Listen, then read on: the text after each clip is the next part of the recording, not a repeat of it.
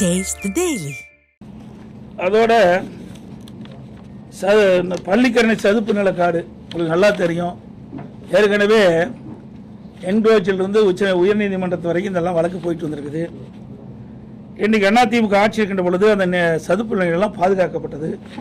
அதற்காக அம்மா அரசு இருக்கும்போது மத்திய அரசின் நிதியுடன் 165.68 கோடி செலவில் தேசிய பருவநிலை மாற்ற தழுவல் நிதி national adaptation fund for climate change அதுக்காக கொடுத்து அதெல்லாம் பாதுகாத்தோம். அதிமுக ஆட்சியில் பள்ளிக்கரணை சுற்றுச்சூழல் மீட்பு திட்டத்தில் 2018-19 செயல்படுத்த ஒப்புதல் வழங்கி சதுப்பு நிலம் பாதுகாக்கப்பட நடவடிக்கை எடுக்கப்பட்டது. பள்ளிக்கரணை சதுப்பு நிலமெல்லாம் அதிமுக ஆட்சியில் பாதுகாத்தது.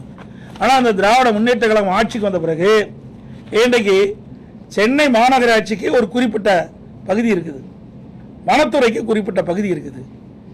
இன்றைக்கு இந்த சதுப்பு நில பகுதியிலிருந்து பள்ளிக்கரணையில் சதுப்பு நில பகுதியிலிருந்து அந்த எல்லையிலிருந்து 1 கிலோமீட்டருக்கு அப்பால் தான் இன்றைக்கு கட்டுமான பணிகளை மேற்கொள்ள வேண்டும்.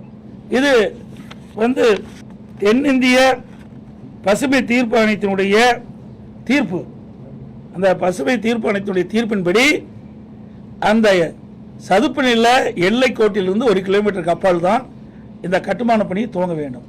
ஆனால் அதுக்கு மாறாக அந்த வனத்துறைக்கு கட்டுப்பாட்டில் இருக்கின்ற இந்த சதுப்பு நில பகுதியிலிருந்து அருகாமையிலேயே இந்த கட்டுமான பணிகள் ஆரம்பிக்கப்பட்டதாக செய்தியில் வெளிவந்துள்ளன. இது குறித்து நீதிமன்றத்தில் கூட வழக்கு தொடரப்பட்டிருக்கு என்பதை தெரிவிச்சுக்கிறேன். இதில் பல 100 கோடி ரூபாய் இன்றைக்கு முறைகேடு நடைபெற்றிருக்கின்றது, கையூட்டு பெற்றிருக்கின்றதாக செய்தியில் வெளிவந்துள்ளது என்பதையும் இந்த நேரத்தில் தெரிவிக்கிறேன்.